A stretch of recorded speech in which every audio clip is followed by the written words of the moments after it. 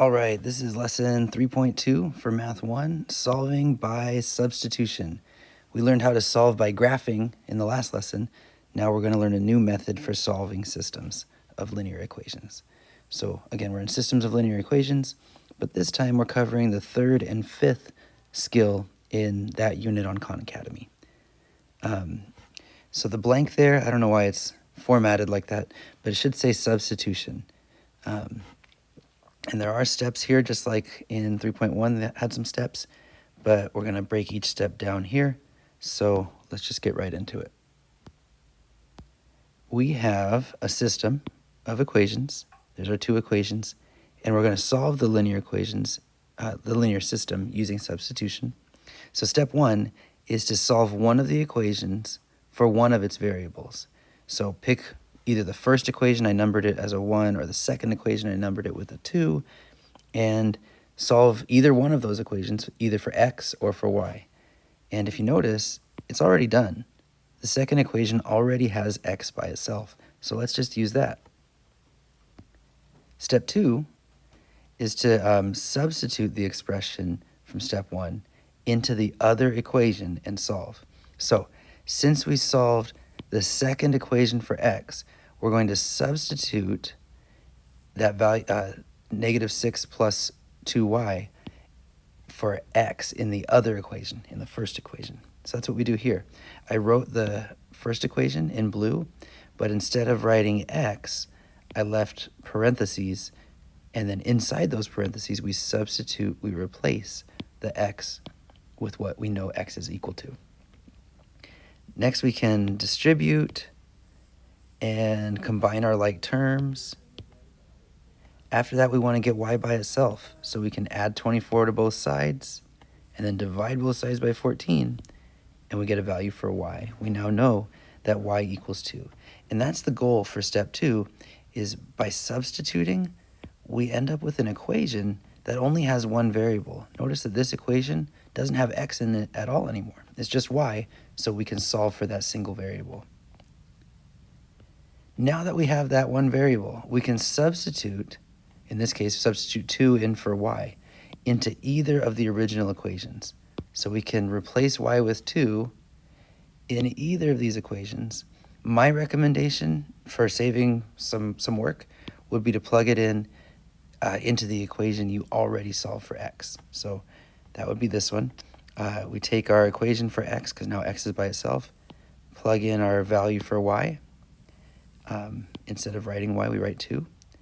And then we find that x, following the order of operations, is negative 2.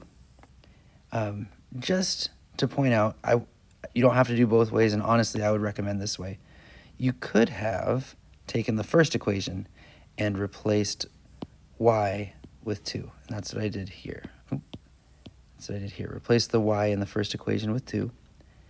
And then again, if we multiply and add, divide both sides by 4, we get the same value for x. So it works either way. Finally, we're going to write our solution as a coordinate point, an ordered pair of values. So x, y, we have our x value, we have our y value, we put them as an ordered pair.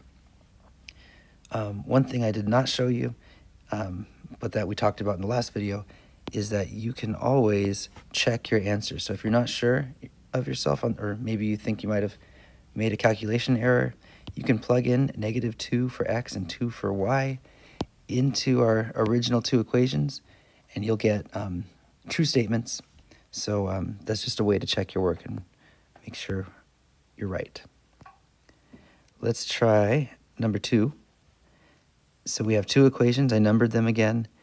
And notice we have y by itself in equation 1. So 1 is already solved for y. Let me zoom in a little bit. There we go. So we're going to plug in. We know that all this stuff I'm circling in green can replace y in the second equation, and that's what I do here. After that, we're going to need to do some rearranging, distribute the 4, combine your like terms. We have two terms that have x in them, so negative 2x minus 12x, that's 14x. Now we keep working to get x by itself, So add 28 to both sides, divide both sides by negative 14, and we find that x is negative 2. So now that we have solved for x, we're going to plug that value for x back into the first equation. That's what we do here. Notice this is just the first equation where x is replaced with our value for x. And then we calculate what y should be, distribute or multiply, and then add. We get y is negative 1. Finally, we write our answer as an ordered pair. So x is negative 2, y is negative 1. Write it as negative 2, comma, negative 1. And that's our solution.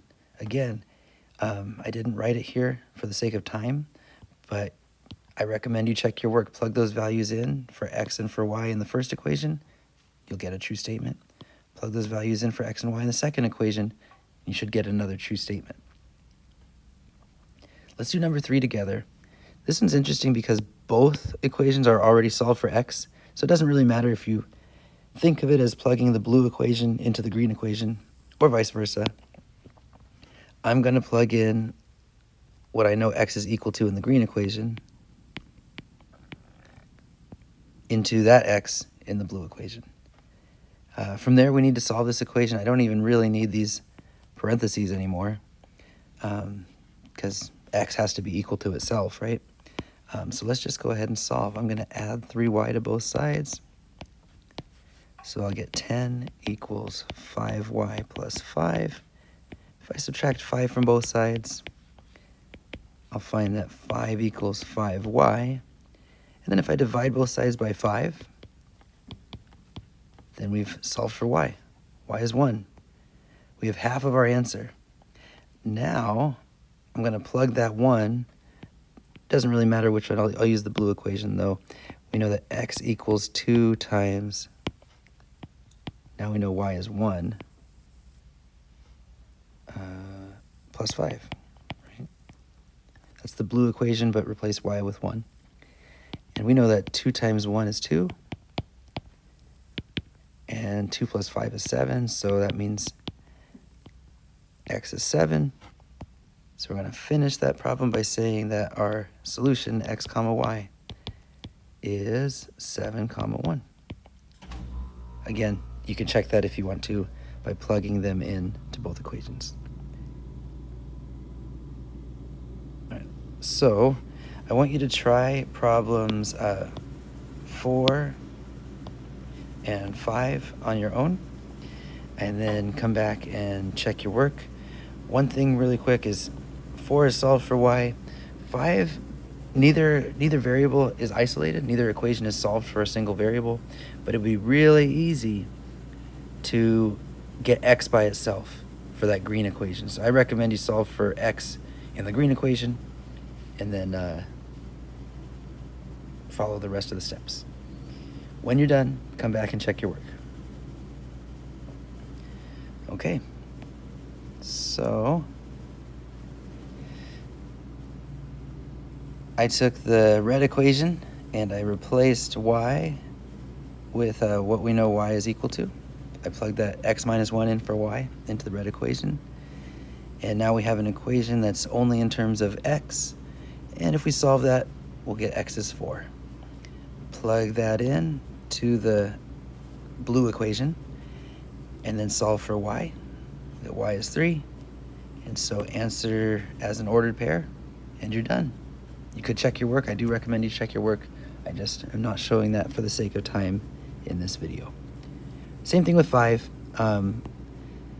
That little extra step is shown here. I took the green equation and solved it for x. I added y to both sides, and now x is by itself. So if x equals y plus 3, then I can replace the purple x with y plus 3.